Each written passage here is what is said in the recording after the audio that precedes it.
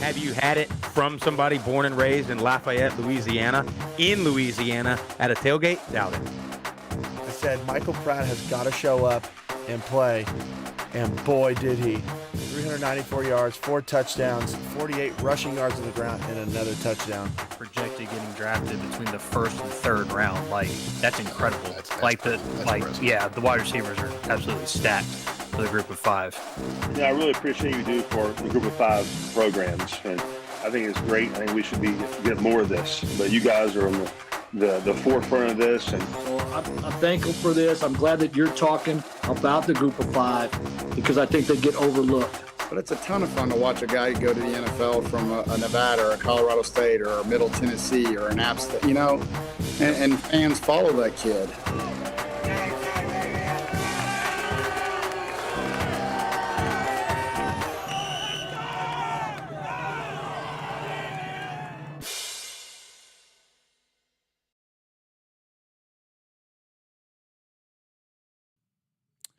Little tired, little sunburnt, if you're watching. Long couple of days, awesome couple of days.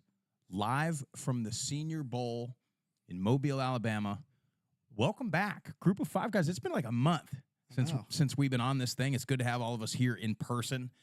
But what a week, man. We're excited to be here. For those of you that don't know who we are or you're new to the show, we are the group of 5 guys. Our mission is to be the voice for the group of 5 football programs that the mainstream sports media refuses to do, which, by the way, we got a lot of mainstream sports media here in Mobile, and we have got some things to talk about some of these fine ladies and gentlemen. But look, man, we're going to make it a quick show tonight. We still got a couple more, activities we got to take care of here at the Senior Bowl. But, man, what a good week so far. I mean, just the amount of talent and like just big time athletes, coaches, GMs, agents, scouts that have assembled in Mobile, Alabama. Like Jim Nagy that puts this thing on does an incredible job, Jeff. Yeah, it's top notch all the way around from the way it's been set up and organized. You can tell that they've really worked the kinks out over the last handful of years since Nagy's taken over.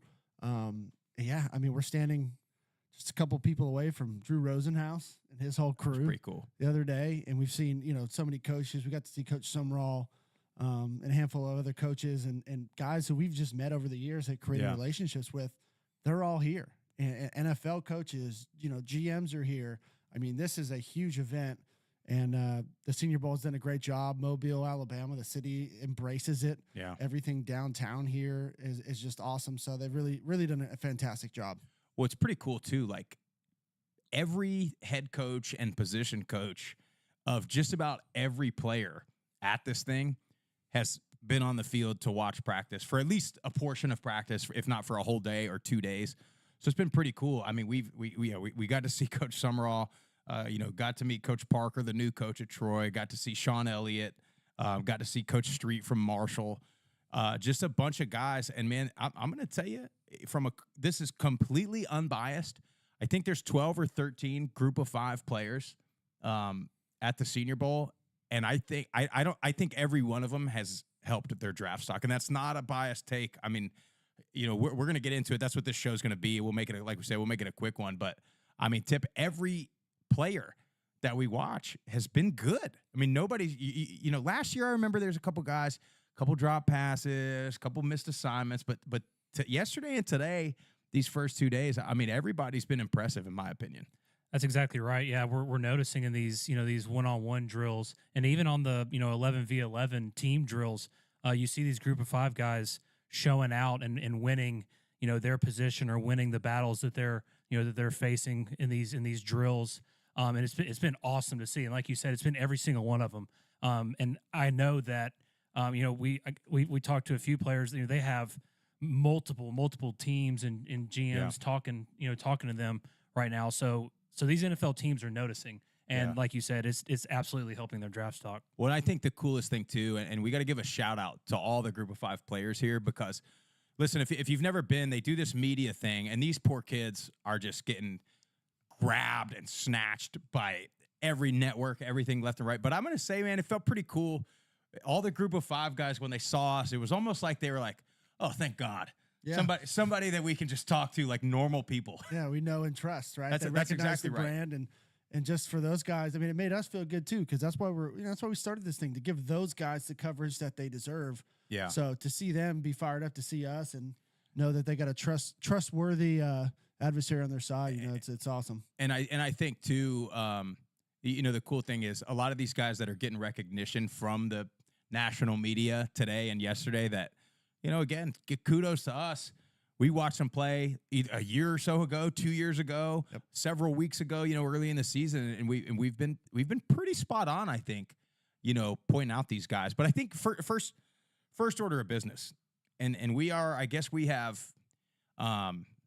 in what's the word I'm looking for? We've inserted ourselves into this media game. So now, we have to be around these media types.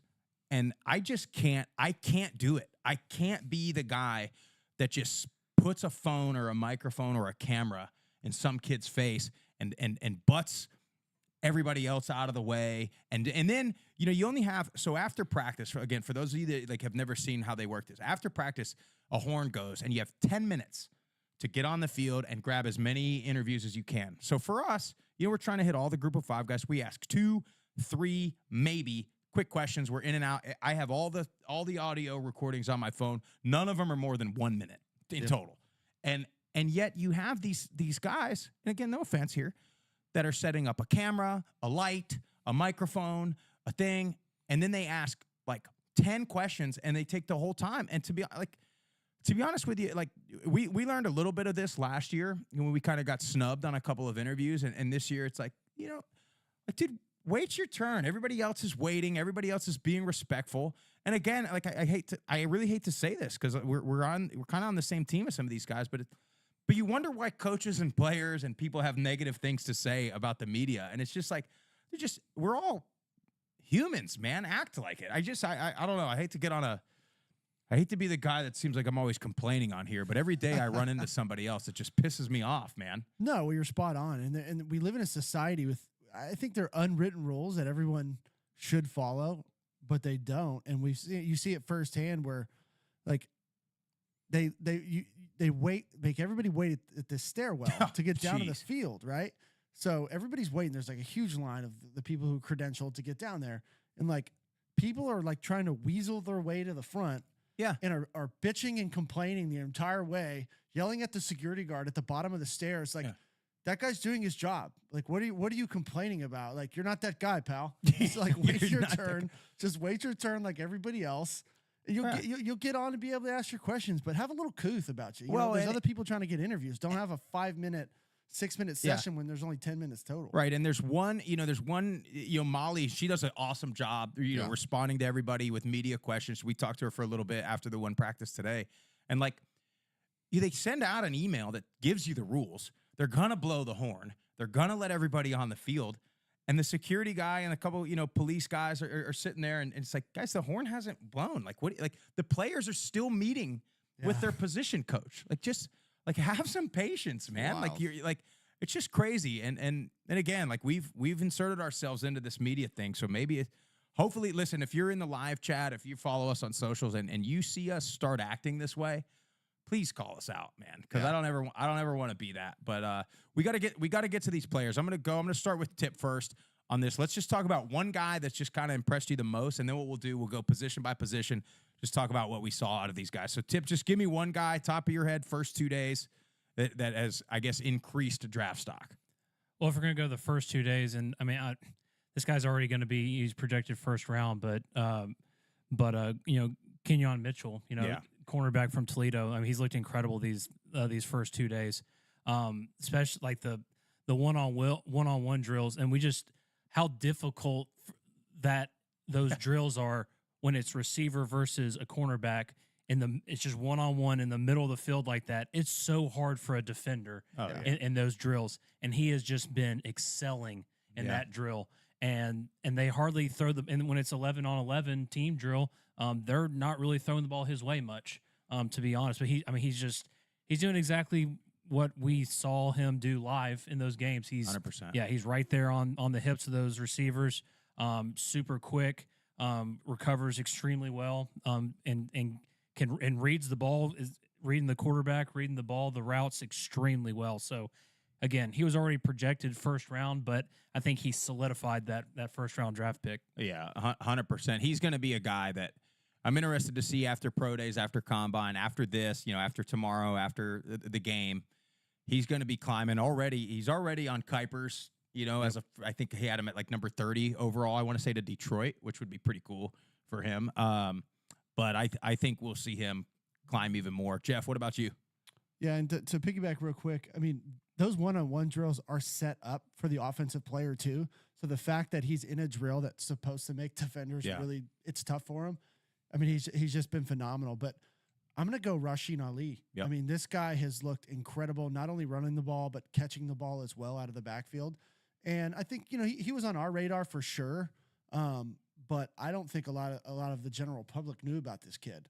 And he's come in and he's made big plays. He's looked agile. He's looked strong in the run game too. So I don't know who is going to end up drafting this kid, but I think he'll be a mid to later round pick. But I hope he goes to a team that's going to plug him in right away and use this kid because he's got incredible abilities.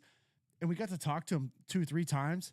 He's just an awesome dude. What a good kid, man. He's a great kid, and we're rooting for him. And Rasheen Ali's definitely increased his draft stock. Yeah, I agree, and those are the first 2 that come to my mind too. There's a bunch of others, and we'll get into them as we go through, and we'll talk a little bit more about Ali and Mitchell. But so let's start with it. Let's start with the QBs, Jeff. So your QBs, you have Carter Bradley and you have Michael Pratt, both on the same team. We talked when we got to talk with both of them. Carter Bradley, listen. Outside of probably Michael Penix at this whole thing, so there's 6 total QBs or maybe 7, but outside of probably Penix, I mean Carter Bradley, I don't think he's missed a throw, and he's been. I mean Jeff, you talk about it. Any of these quick, hitch routes, out routes, he's been on time, throwing it accurate every single time. Yeah, and I said this, before we got down here, I was like, I was really high on Bradley going into the year, and I know that South Alabama had a tough season this go around, but I was like, this kid I think is going to have a good Senior Bowl. And so far he has made all the throws. He does it in rhythm, on time, before they're coming out of the break, which is huge. And he's looked fantastic. He really has. And I don't know how much, you would hope that would improve his draft stock. I hope he gets drafted. I just don't know how many teams actually know about him, but I think this has been a great platform for him. We got a chance to just talk to him a few minutes ago. Again, just an awesome person. Yeah. And has just, in my opinion, crushed the Senior Bowl so far. Great arm talent. We saw him week 1 against Tulane. We got to see Michael Pratt. Those guys go head to head in a game. And both Michael Pratt and Bradley, the last 2 days have looked great. Yeah, they've looked really good. In comparison to the Power 5 guys, Penix has looked the best. Yeah, by far. His ball comes out of his hand quicker than anybody else, and it doesn't die at the end, and it's been on time, right? Bo Nix has looked okay, but other than Penix, I think. What are your thoughts Bradley on the kid from Tennessee, Jeff? you want to talk about a kid? I'm sure he's a great human being. Talk about a kid who is not thrown on time, and has not had very much. Now it's been 2 days, right? Yeah. I don't want to, crush the kid's spirit. Sorry, I shouldn't have done that. No, he did do a great backflip. He's been late. He's got an incredible arm, but sometimes when you rely on the strength of your throw, you're not on time, and you try and force stuff in there. You end up being late, which causes the ball to be high or behind. So, but no, I think Bradley and Pratt have both looked great, and both have helped their draft stock. Well, and Bradley too. One other thing on him, we saw him live at Tulane, and in that game, because we were so high on Tulane's defense after that game, and in that game, Bradley had Patrick Jenkins in his lap every time he dropped back to throw. So it's like you're kind of getting an unfair sample size. And then he missed some time late in the season too. So you didn't really get a full season of Carter Bradley to see but again, he's looked great. And Pratt, like you said, he throws a really good ball too. It seems like he's a pretty good decision maker. It's one thing that I've noticed a couple times because in this Senior Bowl yesterday on day 1 of 11 on 11, he was just getting pressured a lot. Yeah. And he just, I'm sure there's pressure on them as a quarterback you want to make the big throw. You want to take a chance and look good, but he's made the right play. It seems like every time. So I think, like you said, both of them have done nothing but help their draft stock. And then, like you said, too, comparing them to these big names, quote unquote, big names. I mean, There hasn't been a throw that those guys haven't been able to make. yeah. I mean, you got the quarterbacks. You mentioned Penix. You mentioned Bo Nix. You got Sam Hartman from Notre Dame here. You got Spencer Rattler, who He's was good at all times. everything out of high school. So I mean, you got the who's who of quarterbacks in the country are here, and Pratt and Bradley certainly haven't looked out of place. And if anything, I think they've been a step above most of them. Let's talk running backs. You talked about Rasheen Ali. Man, listen, that guy, we've all said it. He's not quite the same as a Tyjae Spears from a year ago, but a similar type role he'll probably fit in, because nobody could cover him out of the backfield. And he had a few runs. I mean, you give that guy an inch of space and he's gone. And we saw that live when we saw him in Boone 3 years ago. Yeah. We saw that out of him. So it's just great to see what, that's what these NFL scouts and GMs are looking at, right? You see the game tape. You watch them at the combine and the pro day, and then you watch them here against the best talent in the world, and it all matches up. I mean, you can't go wrong with the guy. Now, he had a great day one. He didn't participate a whole lot today. We talked to him. I mean, it doesn't seem like he's got any kind of injury, and at least nothing serious. It's just kind of in my mind, and this is not coming from him or anybody, in my mind, it's like, had a great day one. Maybe I'm a little beat up. I don't need to. I've done what I need to do. I've shown what I need to show. He's got to take care of his body. So why risk it? Exactly. Yeah. And you guys saw the picture. I mean, that guy, unbelievable. I mean, he could be a professional bodybuilder. Do it good enough, Yeah. I mean, it's wild, man. him and Vidal. Yeah, Kamani, and again, dude, Ali and Kamani both great dudes, Great human beings. Yeah, just excited to talk to us, and Kamani, he's got the lower body for sure. He's stout, and day one was a lot more. They weren't in full pads day one. Today they were in full pads, so a lot more runs. Kamani caught the ball a bunch out of the backfield today, and we talked to him. It was just something, it's like they're just trying to show the entire arsenal. Yep. To these scouts and these GMs. But again, both of them, I thought Ali was the best back. The kid from USC has been pretty good. I can't think of his name, but other than that, I mean, you got you got running backs from Georgia. You got running backs from all over the country at this thing, and again, Ali and Kamani have been two of the best. Ali, I think, has been the best. Kamani, not far behind. Not at all. Let's talk receivers. This has been a good group. I think Luke McCaffrey, a little different build. I think Tip, you mentioned it, or maybe Jeff, you mentioned it. He's built more like his dad, Ed McCaffrey, than his brother, Christian McCaffrey. But I will say this, controversial take that will drop. He's got the 49ers ending the Taylor Swift, Travis Kelce coverage in the Super Bowl, he said today. So, but he's been really good, man. I mean, he's fast. I think he was the fastest top speed receiver. Shout out to Zebra Sports and those guys, but he had that stat on the thing. But Luke McCaffrey, great routes, great hands, caught everything thrown his way. What else did y'all see from him? I just noticed really the quickness in his breaks and in his routes. I really noticed that. And I mean, he was catching everything that was thrown in his direction, but just his ability to quickly come out of a route or, come out of a break into a route. He was just getting a lot of separation off the cornerbacks, and was, like I said, was catching everything. And just he with his size, him being 6'2", you would think he might be more of like a down the field type receiver, but no, he was running all of the routes great. They had him running a bunch of different routes, and he looked great in all of them. And yeah, I mean, definitely another one of those guys that has increased his draft stock and had a lot of people looking his way. Well, and here's the thing about him too, and because we kept making comments, it seemed like that poor guy was on Quinyon Mitchell every rep. But I mean, still, he ran the route, and Mitchell would be draping him. But if it was thrown in his vicinity, he had it. He caught it every time. What impressed me most about him was the use of his eyes and his routes. And you play a lot of man coverage in these type of deals because they want to see you in man coverage as a defensive back and as a receiver. So, like, when he's running his routes and you're in man coverage, a lot of use of the eyes and the heads to open up their hips so he can get back to the opposite direction. And then everything he's catching is away from his body. That's big for a receiver. You can't get in here because that's when the DB can rip it out. everything is away from his body. So he's just has done a great job with that. And then Malachi Corley, Well, a unit. absolute unit. Well, you mentioned it, Debo Jeffy. Samuel is who he reminds me of. He used to be a running back. Yep. And he looks like it. I mean, he absolutely looks like it. There was a play on day one. It was one of like the very first 1v1 reps against, I don't know what DB it was. It was a big Impress man coverage. and he tossed him. Yeah. DB tried to jam him, tossed him. And I mean, he's the same guy. They used him today a bunch in kind of like a reverse type end around type play, and that's what he's going to be.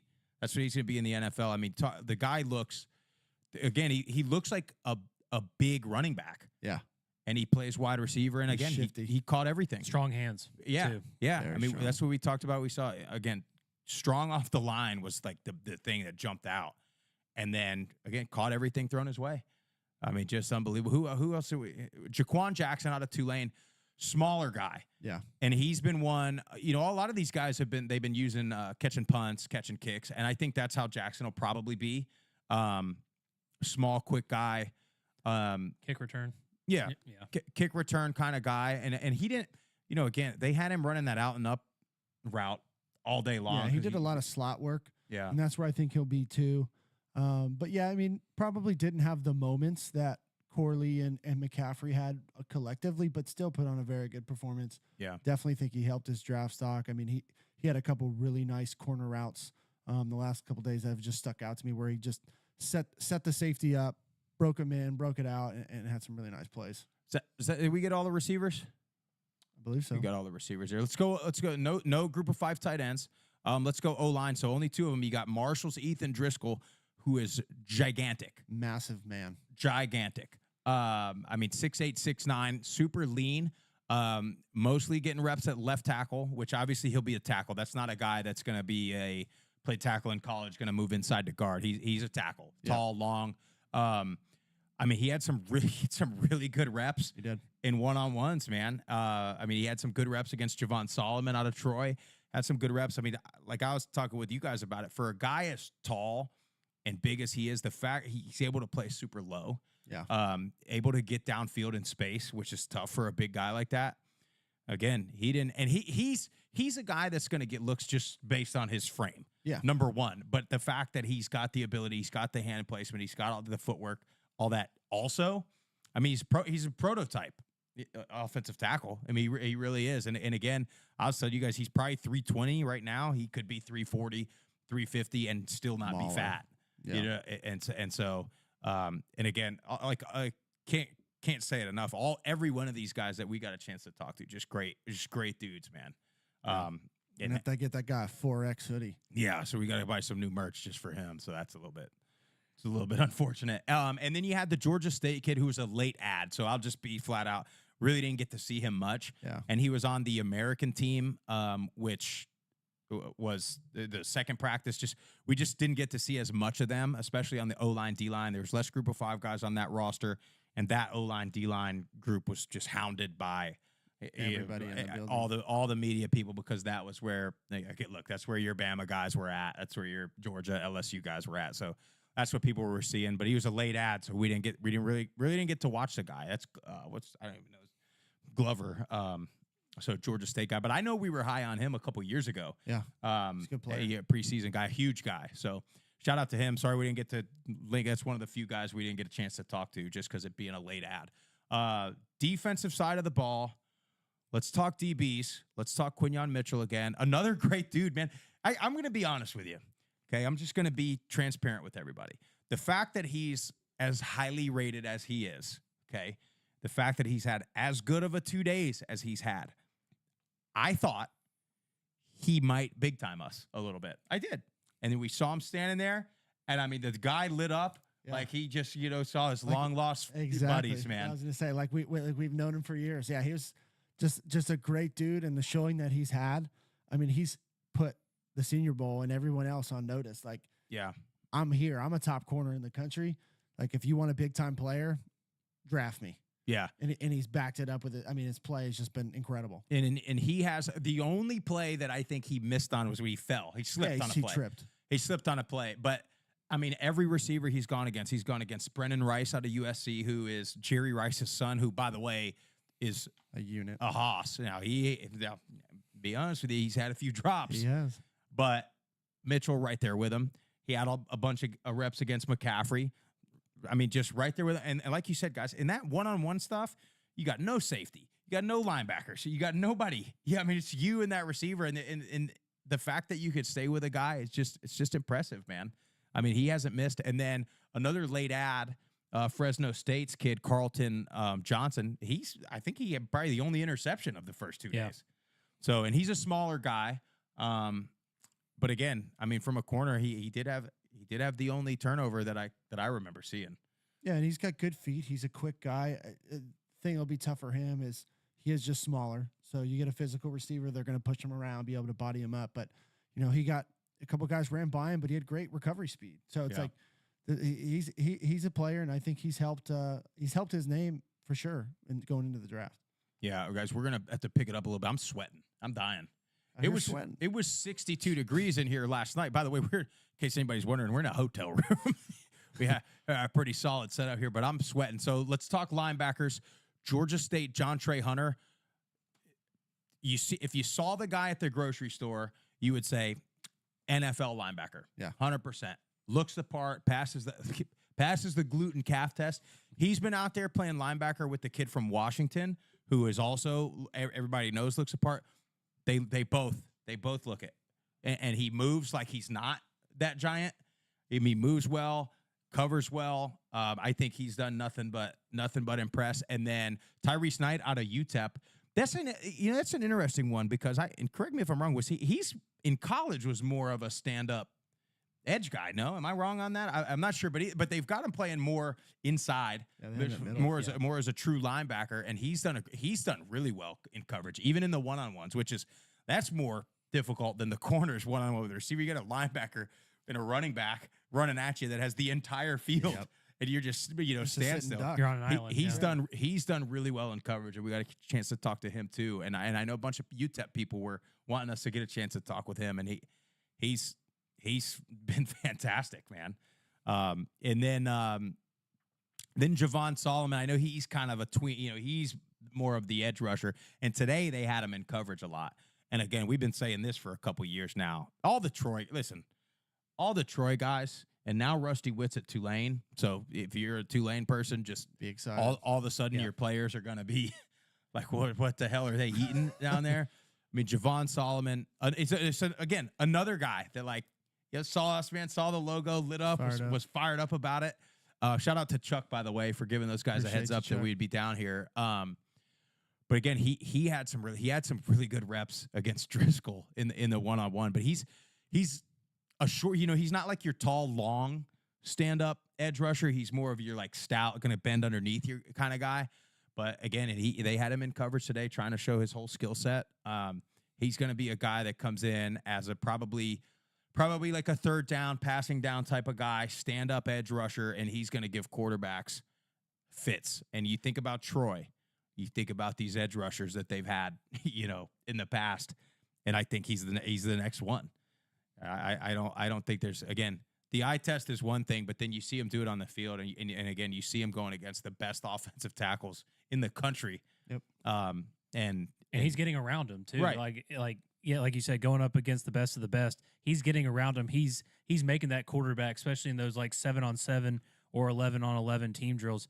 He's making that quarterback move around in that pocket. That's right. He's creating havoc back there, and they have him, like you said, they have him lined up all different ways. They had him covering more, like you mentioned. So just continuing to show off all of his arsenal and everything that he has and is going to bring to an NFL team. And you know what else too? We talk about the one-on-ones with the DBs and the receivers. It's an offensive drill. We go one-on-ones in the pass rush, O-line, D-line. That's a D-line thing. Yeah, because you're out there again. If you're the left tackle, you're out there on an island, and they can go two ways, and there's not going to be a guard inside. But with Solomon, he's not using that to his advantage. I remember there would be guys that we'd, go against in practice and whatever that would play the drill, right? Let me win this drill and do something that could never happen in a game. And Solomon's not doing that. He's using his hands. He had that little rip move inside on the one that was just absolutely filthy. And then I think last guy, Marshawn Nealon out of Western Michigan, and you quietly, he's a guy that I would love to hear the GMs and the scouts take on him, because it's not that he's made like a bunch of sacks, but every time there's been quarterback pressure, he's one of them. He's involved. He's one of them there. And there's a lot of times when he's getting around the outside and quarterback stepping up, and that's where if you got a guy in the middle, so he's there. So I'd love to get a take, from some of the scouts on what they're seeing out of Nealon. But he's had some great one-on-one drills too. Yeah, he has, and that's probably the harder one to gauge the defensive line and offensive line, just because, like you said, they get kind of put in the corner. Yeah, and we only have access to one side of the stadium, so like we can't go all the way around and see those guys really in their true one-on-one sets. But when they do team in the middle of the field, that's where we've seen him really have some success. Like you said, push the pocket, push the quarterback up or out to the other side where the his other defenders can clean it up. So he's done a great job. Yeah. By the way, just checking the chat. Nobody from Liberty here. Yeah. I think a guy pulled out late. Yeah, because somebody asked about somebody's mentioned something about a Liberty guy. I was like, I haven't seen him. Yeah, I haven't seen any. I mean, there's nobody from Liberty here. I mean, guys, the Sun Belt guys have been. I mean, like you said, everybody's been really impressive. I mean, the Sun Belt just has like 6-7 guys here, so they've all been. I mean, they've all been really good. But again, what an awesome couple of days, man. I mean, you could see it. We're sunburnt. We've been working hard out here, guys. We got a lot of interviews that we're going to be dropping from the Senior Bowl over the next couple of days, so definitely keep an eye out for that. But guys, I got to say something. I got a ranking we got to put in here. Unbelievable, Oh, man. Unbelievable ranking. Toilet talk with Jeff Murphy. I mean, we brought all to you know by we got- Charmin Ultra. That's right, by Charmin Ultra. I tell you, and I think I'm going to have to start this segment when we go to all these stadiums, because not all toilets are created equal. The seats, the whole atmosphere of the bathroom, the smell, the cleanliness, all of it. Let me tell you, Hancock Whitney is top notch. And I've never had a toilet seat. It must be a new design. They're coming up with these Very things. ergonomic. Very Yeah. ergonomic. Yeah. Really, really cuffs the cheeks, so to speak. I had so much support by that toilet seat. I mean, it was just a pleasure to be in that bathroom. I gotta go 8.2. Wow. On the bathroom scale there. Really impressive stuff by the South Alabama. You know what else was impressive on that? Very limited space in the cracks. A lot of privacy in those stalls. 100%. Especially for, especially you. You're a bigger guy. I mean, I'm not a small human being. Like, Well, I couldn't see anything. Some of these bathrooms you go, the line is like right in the middle. I'm like, hey, how you doing? yeah, you're trying to clean yourself up, and you're like looking and making eye contact with some guy. Good to see you. Also, Jeff, 2-ply toilet paper. It was good. No, you go to some of these places in public settings, everyone's trying to skimp. Now Save a buck. Save a buck. Yeah. But it wasn't top shelf, but it definitely wasn't low grade. I would say it's like on the 89 octane, not your 87, not your 91, but it was it's good. Yeah, it was 89 octane on the TP. It was really good stuff. Is that all we got, guys? I think so. I'll tell you what, I do have to give a shout out because we're about to go there. Dumb Waiter. Yeah, big time. You come to Mobile, you stay downtown. Dumb Waiter, if you're looking for a steak. Tip got the seafood pasta. Me and Jeff got a couple of fillets. So good, we're going back tonight. Yep. I'm going to try something different. They got a Wagyu something or other. Wagyu hamburger steak, I think. Yeah. So that's all. We're going to wrap up here. You can catch us on, shout out to the other Murph and the guys, Raiders Fan Radio. They're doing a kind of a draft show. We're going to jump on there here for a few minutes and just give our recap of what we did. So jump on there. Shout out to those guys. Follow them on the socials. Yep. Subscribe. Again, guys, we're back in action. We got so much good content coming in the next couple of weeks. Interview, in-person, sit-down conversations with some of the new head coaches. Go ahead and say the first one we're dropping. First one, interview's already done. New Middle Tennessee head coach Derek Mason. We got up to Murphy. Well, you guys live there. I got up to Murfreesboro. Really, really good. I mean, and it's not your surface level, X's and O's type stuff. We got into, him growing up, how he became a coach. So something new we're trying to do. If we can get out and travel more in the off season, we're going to do it.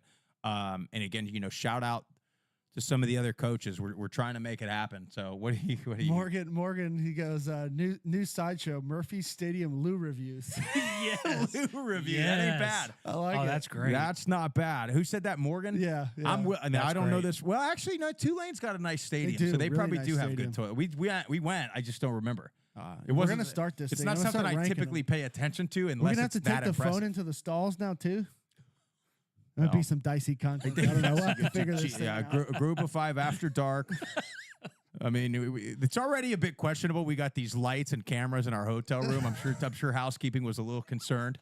They That's probably are okay. looking at the No, three just of us like confused. that's just not what I thought. But thought they were a podcast, not something else. But hey, anyway, we're going off the rails here.